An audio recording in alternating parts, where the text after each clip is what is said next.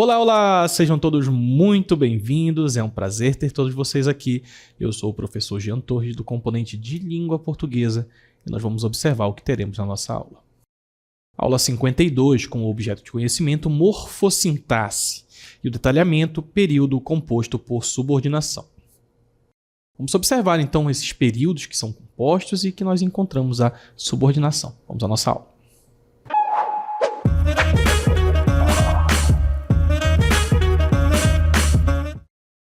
Vocês provavelmente já conhecem os períodos compostos, aqueles períodos em que nós observamos mais de uma oração e, portanto, mais de um verbo.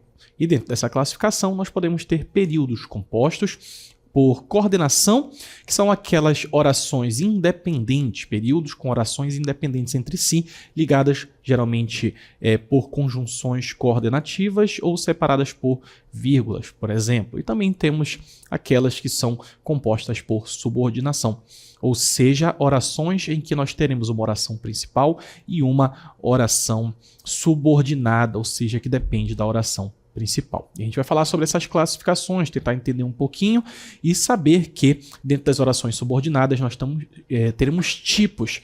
Elas funcionarão como determinadas classes de palavras no contexto dos períodos. Antes da gente falar sobre essas classificações, a gente vai observar um texto que apresenta algumas orações subordinadas. Observem comigo. Temos aqui um texto, então, sobre ética e direitos humanos, que começa ali com na sociedade contemporânea.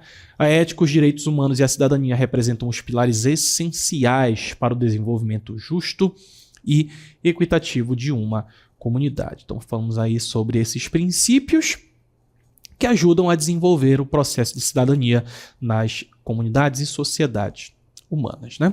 Quando observamos as interações cotidianas, percebemos a importância da ética como um guia moral. E eu já quero que você fique atento ali para o quando, que vai ser uma das nossas conjunções que vão iniciar as orações subordinadas. Embora a gente tenha uma sequência de oração principal seguida de oração subordinada, pode acontecer, como nós estamos observando, que uma oração subordinada é introduzida e continua a oração principal na sequência. Então, quando observamos as interações cotidianas, e sempre atento aí ao verbo, no caso observar, percebemos a importância da ética como um guia moral que orienta nossas ações e decisões. A ética, né, é esse conjunto de valores dentro de uma sociedade e que visa, como diz ali, garantir o respeito e a dignidade de todos os indivíduos. Continuando, à medida que os direitos humanos são consagrados em documentos internacionais, como a Declaração Universal dos Direitos Humanos, podemos constatar que cada pessoa possui direitos inalienáveis. Olha aí a ideia de proporcionalidade, né? À medida que os direitos humanos são consagrados, e aí nós temos essa proporção realizada ali como podemos constatar que cada pessoa possui direitos inalienáveis, independentemente de sua origem, raça, religião ou orientação sexual. Ou seja, a Declaração dos Direitos Humanos de que todos são iguais, independentemente de todas essas informações.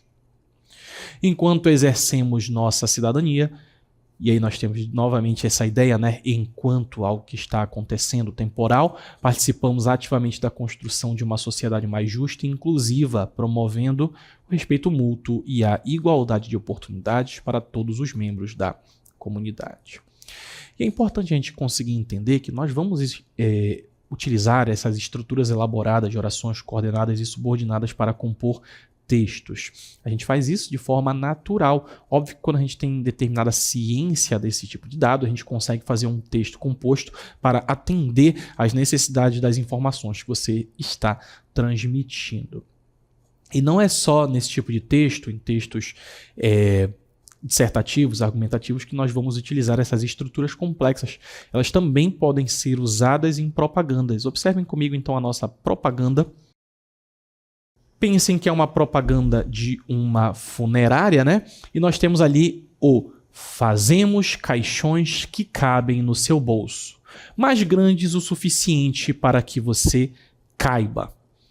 e tenta aí buscar um pouco de humor para chamar a atenção numa situação que geralmente a gente não acha muita graça, né? A morte. Mas é comum que a gente veja propagandas que busquem chamar a atenção por esse tipo de construção. E a gente observa também o uso de orações subordinadas, né? Fazemos caixões, nossa primeira informação, nossa oração principal, que cabem no seu bolso. O fazemos é a nossa primeira oração. O cabem é a nossa segunda, ligada ali pelo que, transformando essa oração subordinada numa oração subordinada adjetiva. Ela tem função de adjetivo, a gente vai falar sobre elas daqui a pouco. Então fazemos caixões que cabem no seu bolso, mas grandes o suficiente para que você caiba. Temos outro ali, o para que, né? Grandes o suficiente para que você caiba. E ao lado, a funerária preço baixo a 7 palmos dos concorrentes. Olha que coisa maravilhosa. A nossa propaganda de caixões da nossa funerária, que nós chamamos de funerária preço baixo. Serve para mostrar como a propaganda também pode se valer dessas estruturas e se valer do humor, né? Para chamar a atenção do seu público. Na sequência, o que no final das contas são essas orações subordinadas? Então observe que as orações subordinadas são aquelas que dependem de outra oração. Isso quer dizer subordinação, está subordinado a alguém, depender de alguém. No caso, depender de algo, que é depender da nossa oração principal. Então as orações subordinadas são aquelas que dependem, elas precisam de outra oração para terem um sentido completo. Que quer dizer que elas isoladas não terão um significado completo. Então elas são divididas em subordinadas substantivas, adjetivas e adverbiais. Isso aqui é um pouco difícil de entender, então eu quero muita atenção de vocês. Quando a gente fala sobre oração subordinada, estamos falando de períodos compostos em que uma oração dependerá da outra. Uma oração subordinada dependerá de uma oração principal. E as orações subordinadas, elas também possuem uma divisão. Elas podem ter valor substantivo, adjetivo ou adverbial. Significa que elas vão funcionar como se fossem ou um substantivo, ou um adjetivo, ou um advérbio, que são as nossas classes de palavras. E isso depende dela ser uma oração, ela precisa ter um verbo e ela funcionar como uma dessas classes de palavras dentro da oração. São as funções que essas classes de palavras exerceriam dentro de uma oração. A gente vai tentar explicar isso daqui a pouco. Antes a gente fez uma pequena divisão aí para vocês. Observem comigo esse quadro, que é justamente o quadro das orações subordinadas. Então elas podem ser orações subordinadas substantivas, elas podem ser orações subordinadas adjetivas, ou elas podem ser orações subordinadas adverbiais. Se elas forem substantivas, elas vão cumprir determinadas funções dentro da oração, como as classes de palavras cumpririam. Então, uma oração subordinada substantiva, ela pode ser subjetiva, se ela cumpre a função de sujeito, objetiva direta, se ela cumpre a função de objeto direto, objetiva indireta, se for do objeto indireto, completiva nominal, se ela cumpre a função do complemento nominal, predicativa, se ela cumprir a função de predicativo do sujeito, ou apositiva, se ela cumprir a função de aposto. Estou focando aqui nas substantivas, mas nós também temos as orações adjetivas. Então elas vão funcionar como se fossem um adjetivo, caracterizando algo. E elas podem ser explicativas ou restritivas. Essas são as mais tranquilas, vou tentar explicar para vocês. Então bora focar aqui nas orações subordinadas adjetivas nesse momento. A gente viu que tinha também as adverbiais, mas a gente vai focar primeiro nessas adjetivas. Então as orações subordinadas adjetivas são aquelas que desempenham um papel de adjetivo na frase. E o adjetivo é aquela classe de palavra que modifica um substantivo, ele caracteriza um substantivo. E elas podem ser dois tipos, as restritivas e as explicativas. Muita atenção para isso aí, tá? Continuando. Então, as orações subordinadas adjetivas restritivas. Vamos lá. Por que a oração? Porque ela tem verbo. Porque é subordinada? Porque ela está dentro de um período composto em que ela é subordinada, ela precisa de uma oração principal. Ela é adjetiva porque ela cumpre a função de um adjetivo. E agora ela é restritiva. Por quê? Porque essas orações fornecem informações essenciais sobre o substantivo que modificam, restringindo ou especificando o seu substantivo. E como é que isso vai funcionar? Observem comigo que nós temos o primeiro período, né? A primeira oração. A casa que está pintada de azul é minha. Então, a casa que está pintada de azul é minha. Então, ela precisa, obviamente, restringir alguma coisa. A primeira oração, a casa é minha. Então, a gente tem aqui, a casa é minha. Então, a casa é minha é a nossa primeira informação. Só que não é qualquer casa. É a casa que está pintada de azul. Então, observe que a nossa informação, a casa que está pintada, e ela possui um verbo, é uma oração e ela funciona como um adjetivo. Por quê? Porque ela está caracterizando a casa. Mas a gente não está falando só a casa azul, é a casa que está pintada de azul. Ela está na forma de uma oração. Como está na forma de oração e está servindo para caracterizar aquilo que é a casa, a gente vai chamar essa vai chamar essa oração de oração subordinada adjetiva restritiva, porque ela especifica, como diz ali, qual casa é a sua, aquela que está pintada de azul. Tá no exemplo 2. Os alunos que estudam com dedicação sempre se saem bem nas provas. A primeira informação, os alunos se saem bem nas provas. E no meio disso nós temos uma outra oração, que estudam com dedicação sempre. Percebam que se eu disser que estudam com dedicação sempre, não faz sentido. Os alunos se saem bem nas provas faz. É a minha oração principal. Que estudam com dedicação sempre é a minha oração subordinada, porque tem um verbo, estudar. Eu tenho o verbo se sair, eu tenho o verbo estudar. Perfeito? Atenção para essas informações. Eu tenho o meu que ali introduzindo essa oração e especificando que não é qualquer aluno.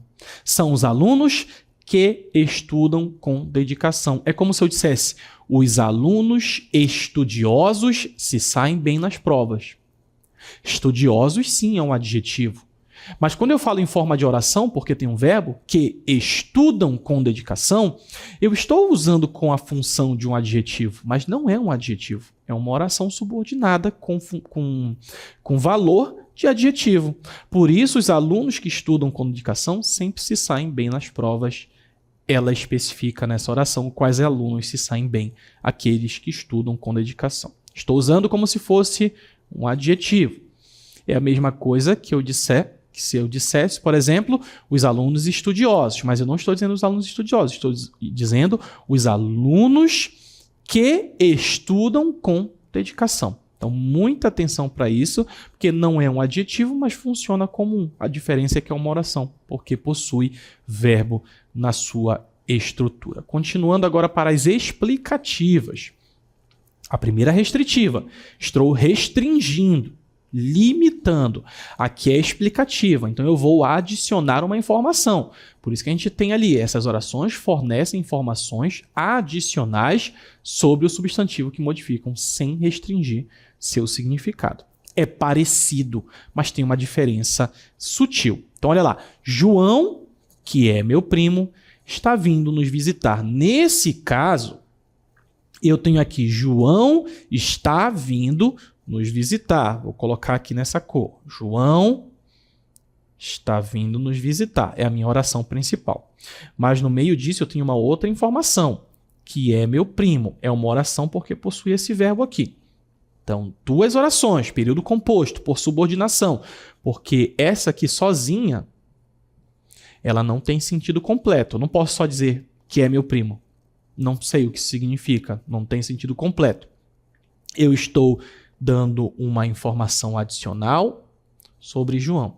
A diferença para as explicativas é que elas acrescentam uma informação.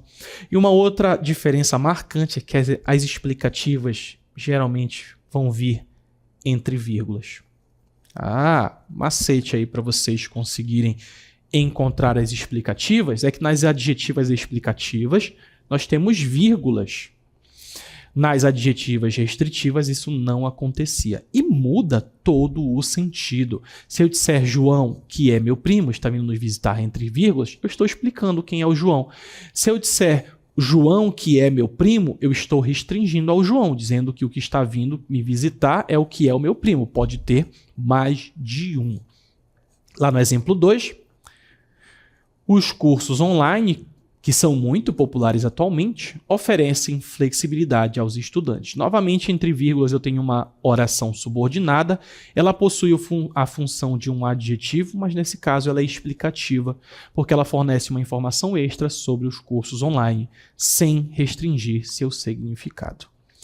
E outro elemento que também aparece nas nossas subordinadas adjetivas é o pronome relativo. Observem comigo, então, o pronome relativo que desempenha um papel fundamental nas orações subordinadas adjetivas, pois é por meio dele que a relação entre a oração subordinada e o substantivo que ela modifica é estabelecida. Então, observe o exemplo de restritiva, em que o que vai aparecer introduzido, o livro que eu comprei é muito interessante e eu estou restringindo, que eu comprei. Não é qualquer livro, é o livro que eu comprei que é muito interessante. Funciona como um adjetivo, Maria, que é minha amiga, vai nos acompanhar. Observem que o que também introduz essa oração, ele vem ali antes do verbo, que é minha amiga, ou antes do pronome que eu comprei. O que introduz essas orações, muitas vezes elas estão no meio da oração principal. Ela é fácil de identificar nesse sentido. Eu já falei para vocês, mas olha lá como distinguir explicativas de restritivas. As restritivas são geralmente introduzidas por pronomes relativos como que, enquanto as explicativas frequentemente são introduzidas por vírgulas seguidas pelos pronomes relativos. Então, a oração subordinada adjetiva restritiva sem vírgulas. Olha lá. Os alunos que estudam com dedicação obtêm bons resultados. Lá na sequência. Os alunos que estudam com dedicação obtêm bons resultados. Ela é restritiva, não tem vírgula. E o que eu estou falando? Que só os alunos que estudam com dedicação obtêm bons resultados. Lá na segunda, com vírgulas, são as explicativas. E a informação é: os alunos que estudam com dedicação obtêm bons resultados. Nesse caso, quem obtém bons resultados são todos os alunos, mas eu quis explicar que eles estudam com dedicação. É uma informação extra a mais. Se não tem vírgula, já disse para vocês, é uma oração adjetiva. Isso aqui é uma oração subordinada adjetiva. Agora, ela é restritiva ou explicativa? Se não tiver vírgulas, restritiva. Se tiver as vírgulas, explicativa. É uma forma da gente identificar com mais facilidade, até porque isso modifica todo o sentido. Na sequência, nós também temos as orações subordinadas substantivas. A gente falou então sobre as adjetivas, que cumprem a função de adjetivo, e temos as substantivas. Elas vão cumprir a função dos substantivos nas orações. Então, os substantivos nas orações podem ser várias coisas, e essas orações também serão. A gente vai falar sobre o que ele pode ser. Mas só para vocês verem aí o conceito, substantivas funcionam como se fossem substantivos na frase. Elas podem ser usadas, então, como sujeito, objeto direto, objeto indireto, complemento nominal ou predicativo do sujeito, ou ainda como aposto. Na sequência, a gente tem aqui essa tabela, orações subordinadas substantivas, que podem ser substantivas subjetivas, objetivas diretas, objetivas indiretas, completivas nominais, predicativas ou apositivas. Elas podem ser todas essas coisas, tá? É um pouquinho mais complicado, mas é só tentar lembrar a função do sujeito, do objeto direto, do objeto indireto, do complemento nominal, do predicativo do sujeito e dos apostos. Observem comigo, então, as orações subordinadas substantivas subjetivas. Todas elas são subordinadas, tá? Lembrem disso, porque elas dependem das outras orações. Então, as subjetivas, elas funcionam como se fosse o sujeito da oração, respondendo à pergunta quem ou que está realizando a ação. Lá no nosso exemplo, é importante que todos estudem para as provas. O que é importante? Que todos estudem para a prova. Então, responde a pergunta o que é importante. Como responde a essa pergunta, funciona como um sujeito, né? Porque completa, porque, na verdade, o predicado diz alguma coisa sobre ela e está na forma de oração. Olha o exemplo 2. Acredita-se que o trabalho em equipe seja fundamental para o sucesso. Responde a pergunta, o que se acredita? Que o trabalho em equipe seja fundamental para o sucesso, se acredita. Funciona como um sujeito e está em forma de oração, o que significa que ela possui verbo. Muita atenção para isso. Essa é simples, você tem que perguntar a outra oração, ao nosso predicado, que funcionaria como um predicado, é aquilo, o que se acredita, o que se fez, enfim, tudo aquilo que a oração pede. Lá na 2... elas também podem cumprir a função de objeto direto. Seriam orações subordinadas, substantivas, objetivas, diretas. Então, elas funcionam como objeto direto do verbo na frase, respondendo à pergunta o que. Ela disse. O que ela disse? Que vai viajar no próximo fim de semana. Reparem que eu tenho mais de um verbo, é um período composto. Por isso que nós temos uma oração principal e uma oração subordinada. Muita atenção para isso.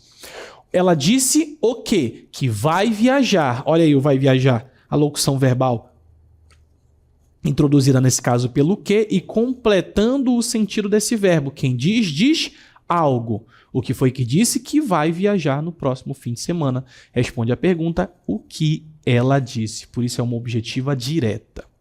Lá no exemplo 2, o professor explicou. Quem explica, explica algo. O que foi que ele explicou? Que haverá uma prova na próxima semana. Outra oração, porque tem o verbo haver ali, né? O professor explicou que haverá uma prova no fim de semana. O que ele explicou? Que haverá, introduzido pela nossa conjunção, mas, como vocês podem ver, ela não ela está em forma de oração. Desculpe. Continuando, elas também podem ser objetos indiretos, funcionar como os objetos indiretos. Nesse caso, elas precisam completar o sentido de um verbo intermediado por uma preposição. Então, olha lá, ela depende. Quem depende? Depende de algo. O de é a minha preposição. Então, depende de que seus amigos ajudem com o projeto. Responde a pergunta de que ela depende. E eu quero chamar a atenção para vocês que nós temos então a nossa oração principal, só para a gente explicar direitinho que ela depende de algo. Depende de quê? De que seus amigos a ajudem. E como nós temos aqui o verbo, nós temos uma segunda oração. A primeira sendo o verbo depender e a segunda, o verbo ajudar. Intermediados pela preposição, portanto, uma oração subordinada, substantiva, objetiva, indireta. Lá no exemplo 2, o professor insiste em que os alunos participem, olha o segundo verbo, participar, o primeiro insistir, o segundo participar, participem das atividades extracurriculares. Perfeito? Então, uma oração subordinada em que os alunos participem, sendo um objeto indireto funcionando como um objeto indireto. Também podem completar o sentido de um nome, e aí elas serão orações substantivas completivas nominais. Elas completam ou desenvolvem o sentido de um substantivo, adjetivo ou advérbio. Então, tenho certeza. Certeza não é verbo, certeza de algo, de que ele chegará a tempo. No caso, está completando o substantivo certeza.